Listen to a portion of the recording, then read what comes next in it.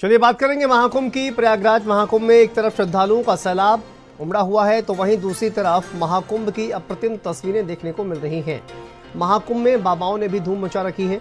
चलिए आपको दिखाते हैं महाकुंभ की कुछ अद्भुत अप्रतिम तस्वीरें।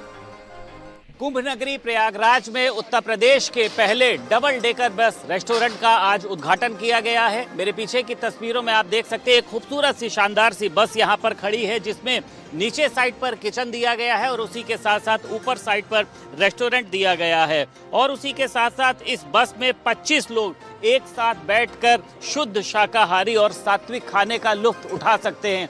आप देख रहे हैं कि किस तरीके से इस पूरी बस को डेकोरेट किया गया और उसी के साथ साथ इस बस में जो खाने का रेट है वो श्रद्धालुओं के बजट के अनुसार रखा गया है। रेस्टोरेंट में खास मौके पर अलग अलग जो उपवास है उसका खाना मिलेगा और उसी के साथ साथ बस के अंदर यहाँ आप देखिए कि ये जो एक एलईडी स्क्रीन लगी है, इसमें कुंभ से जो जुड़ी हुई फिल्में हैं उसका प्रसारण यहाँ पे आप देख सकते हैं कि सामने चल रहा है। तो जैसा मैंने आपको बताया कि नीचे साइड पर रसोई किचन और ऊपर साइड पर जो रेस्टोरेंट है तो ये इसकी स्टेयर्स दी गई हैं। अब ऊपर आपको लेकर चलते और आप देख सकते हैं बस को कितने शानदार तरीके से डेकोरेट किया गया है।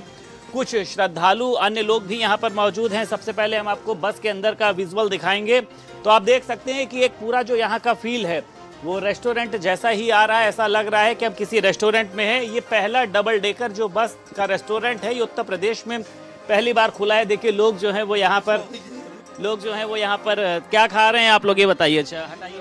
अच्छा यहाँ का खाना कैसा है? बढ़िया है। ये कहा जा रहा है कि बजट के अनुसार खाना है, तो है बजट के अनुसार? हाँ बहुत बढ़िया लग रहा है, बहुत अच्छा एक्सपीरियंस है हम लोगों के लिए, बहुत खुशी हो रही है। राइड के साथ साथ में अच्छा खाना खाने को मिलेगा। हाँ। क्या ऑर्डर करने आई हो यहाँ पे? चाउमीन? हाँ, चाउमीन, स्प्रिंग रोल, ये सब सारे शेफ्स लगा रखे हैं, बहुत मजा आ रहा है। हाँ।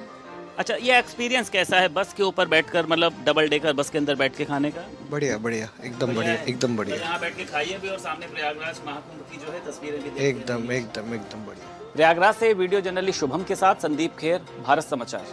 प्रयागराज के महाकुंभ में देश विदेश से साधु पहुंच रहे हैं और एक से एक चमत्कारी साधु सन्यासी यहां पर पहुंच रहे हैं। लेकिन महाकुंभ में राजस्थान से आए जो नागा बाबा हैं यानी प्रमोद गिरी जी महाराज, वो भी चर्चा में हैं। इसके पीछे की खास बात यह है कि सुबह 4 से 4:15 के बीच में ठंडे पानी से ये तमाम कलशों के पानी से स्नान करते हैं। यहाँ पर मेरे पीछे की तस्वीरों में आप देख सकते हैं ये वो घड़े हैं जिनसे सुबह सुबह प्रमोद गिरी जी यहाँ पर स्नान करते हैं। और हर घड़े की ये खासियत है कि एक दिन में 3 और एक दिन में 2 घड़े जो हैं उनकी संख्या बढ़ती जाती है। लगभग 21 दिनों का जो है वो पूरा इनका अपना हठयोग है। और जो सबसे आखिरी दिन रहेगा जब समापन होगा तो यानी 108 घड़ों से जो है वो महाराज जी स्नान करेंगे। ये आप देख सकते हैं कि सामने जो आपको ये लकड़ी का बना दिखाया दे रहा है, इसी पे महाराज जी बैठते हैं और उसके बाद तमाम जो इनके भक्त होते हैं, महाराज होते हैं, वो लोग इनको यहाँ पर स्नान करते हैं। बेहद ठंडा पानी भी होता है। महाराज जी हमारे साथ यहाँ पर मौजूद हैं। महाराज जी ये बताइए, एक जो यहाँ पर आप इतने घड़ों से स्नान कर रहे हैं, इसका पूरा ये बताइए कि कितने घड़े हैं, कितने घड़ों से शुरुआत करिए और ऐसा क्यों कर रहे हैं आप? कोई हठ योग है कि क्या है महाराज जी? ओम नमो नारायण। पहले तो मैं नागा बाबा प्रमोद गिरी से शंभू पंचायती अटल अखाड़ा, वर्तमान में मैं सिद्धपीठ लंगेश्वर बाबा की धुनी श्री श्री 1008 सिद्धपीठ लंगेश्वर बाबा की धुनी झोपड़ी वाड्राल कैमला गंगापुर सिटी राजस्थान में रहता हूँ। रहेगी बात तपस्या की, तो हम नागा लोग हैं, सन्यासी लोग हैं, युगों से हमारा काम रहा तपस्याएं करना, वो हम करते आ रहे हैं और करते रहेंगे।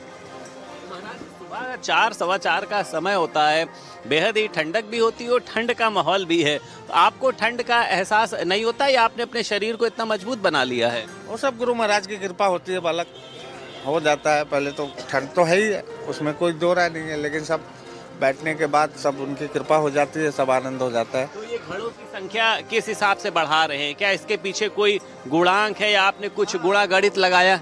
एक्चुअली 41 दिवसीय तपस्या होती है, लेकिन महाकुंभ के अंदर जो है जगह का समय का अभाव होने के नाते मैंने 21 दिन का किया। 21 दिन का करने के नाते भी क्या 51 घड़े से स्टार्ट हुआ पहले दिन से ही, नहीं तो 9 घड़े से स्टार्ट करते हैं। 9 से स्टार्ट करते हैं, 3-2 3-2 3-2 करते करते लास्ट में 108 घड़े होते हैं। लेकिन ये क्या है 51 से चालू करना पड़ा। और उस दिन बहुत ही मतलब वो था, लेकिन गुरु महाराज की कृपा थी, हो गया। तो अब जाके धीरे धीरे करीब मेरे हिसाब से 85 या 86 घड़े हो गए। 24 तारीख को जो है 108 घड़ों से मैं समापन कर दूंगा।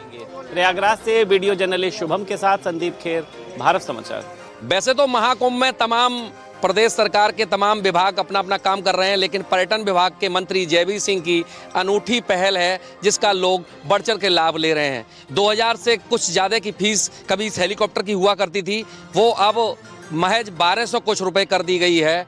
इस हेलीकॉप्टर में 5 सीटर हेलीकॉप्टर्स है और पवन हंस कंपनी को ये टेंडर दिया गया है।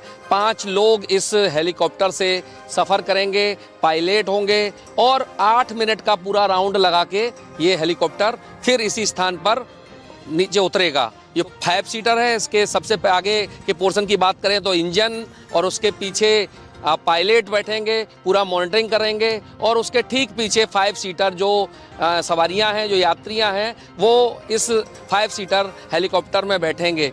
और हेलीकॉप्टर की जो विंडोज़ हैं सेफ साइड हैं। बेल्ट लगाने के बाद ये पूरा उड़ेगा और उसके बाद 8 मिनट में ये पूरे संगम नगरी का चक्कर लगाने के बाद यहाँ फिर पुनः लैंड करेगा। कैसा अनुभव महसूस कर रही हैं? हेलीकॉप्टर में पहली बार बैठेंगी या? ये हेलीकॉप्टर मेरा फर्स्ट राइड है। मैं सिटी से ही हूँ, मेरा नाम सृष्टि और मैं ट्रैवल कंटेंट क्रिएटर हूँ। तो ये मेरी पहली राइड होगी हेलीकॉप्टर से अपने ही सिटी पे। मैं यहाँ का ऊपर सुंदर लैंडस्केप्स देखूँगी अपनी सिटी का। एंड ऐसा फर्स्ट टाइम हो रहा है यहाँ पे, मतलब कई बार हो चुका है but this is my first experience. Cameraman Pankaj Nigam के साथ में जितेंद्र शर्मा, भारत समाचार, प्रयागराज।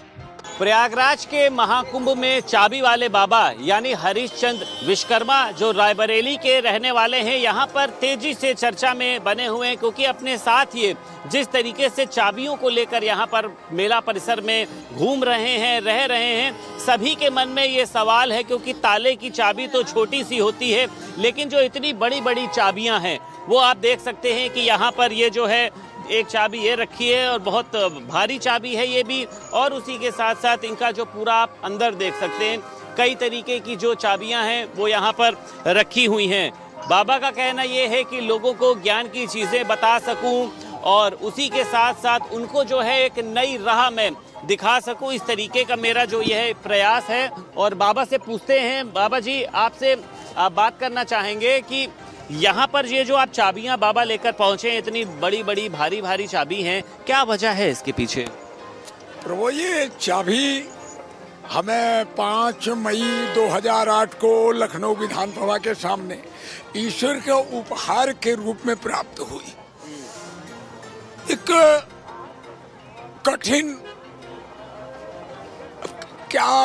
क्या कहें, बस परमपिता परमात्मा ने मेरे को उस रास्ते पर, इस संसार में जब मैं आया तो एक ऐसे रास्ते पे चलाया जो बहुत ही कठिन था।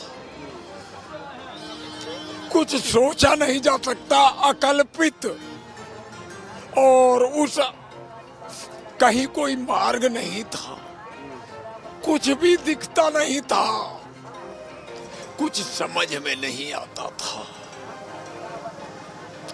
और एक साधु माता पिता की संतान होने के नाते परमपिता परमात्मा का ध्यान, स्मरण, और स्वामी विवेकानंद जी को जब गुरु मान के मैंने गृह त्याग किया था, तो उन्हीं में मैं ये एक बात मानता था कि समस्या यहाँ है तो समाधान भी यही है। महाराज, कितनी पदयात्राएं आप अभी तक कर चुके हो? मैंने अब तक ये मेरी 3री पदयात्रा है। एक पदयात्रा हमारी 9 अगस्त 2009 को लखनऊ से कन्याकुमारी की, जो पहली पदयात्रा थी। और स्वामी विवेकानंद को गुरु मानने के बाद मैंने वो पदयात्रा ही गुरु को गुरु दक्षिणा के रूप में अर्पित। स्वामी विवेकानंद की मैं सुन रहा था, अभी आप कुछ लाइनें बोल रहे थे। हाँ। तो मैं चाहूंगा थोड़ा सा वो बोल के बताएं। अब उसको हिंदी में बताएं तो शायद ज्यादा लोगों की समझ में। आप दोनों में बताएं आप हम कि all power is with in you, सारी शक्तियां आपके पास हैं। You can do anything and everything, believe in that. केवल विश्वास, एक अटूट विश्वास के साथ अगर आप कदम बढ़ाते हैं तो आप निश्चित है समाधान पे, अपने गंतव्य पे या अपने लक्ष्य को भेद सकते हैं। लिखाई भी आपने करी है, क्योंकि जिस तरीके से आप अंग्रेजी बोल रहे हैं। बस प्रभु, पढ़ाई लिखाई में तो बस ये कह सकते हैं कि कबीर अपने विचारों को खुद लिख सकता है, ताकि कोई कबीर बोले कुछ और लिखने वाला लिख दे कुछ, तो कबीर को तो पता नहीं कि मैंने जो बोला वास्तव में वही लिखा गया। घर आपने घर भी अपना छोड़ दिया इसके लिए? भाई देखें, उन्होंने, मेरे माता पिता ने दरअसल बड़ी विचित्र कथा, अकल्पनीय मैं बता रहा हूँ, उस अकल्पनीय का एक अकल्पनीय समाधान भी निकला है। प्रयागराज से वीडियो जर्नलिस्ट शुभम के साथ संदीप खेर, भारत समाचार। प्रयागराज के महाकुंभ में ट्रैफिक पुलिस का एक अनूठा प्रयास जारी है। जगह जगह चौराहों पर पुलिसकर्मी, उनके सब इंस्पेक्टर और उनके बड़े अधिकारी वाहनों को रुकवा कर उनमें रिफ्लेक्टर लगवा रहे हैं। इस रिफ्लेक्टर का सीधा मकसद ये है कि सामने से पड़ने वाली लाइट कहीं कोहरे में अगर दिखती नहीं है तो रिफ्लेक्ट कर देगी और वो वाहन वाला उस व्हीकल से उचित दूरी बना लेगा। आए दिन बढ़ने वाली दुर्घटनाओं को दृष्टिगत रखते हुए, कोहरे में बढ़ने वाली घटनाओं को दृष्टिगत रखते हुए ये प्रयागराज पुलिस का एक सराहनीय कदम है और जगह जगह चौराहों पर वाहनों को रोककर रिफ्लेक्टर लगाने का कार्य जारी किया जा रहा है। 50 पॉइंट बनाए गए हैं। 50 पॉइंटों पर ये अभियान चलाया जा रहा है। अभियान का मकसद है कि लोगों को जागरूक किया जा सके। आए दिन सड़क दुर्घटनाओं से होने वाली घटनाओं को कैसे रोका जाए, ये प्रयागराज कुंभ मेले में इसकी शुरुआत हुई है। पूरे प्रदेश भर में ये अभियान चलाया जाएगा।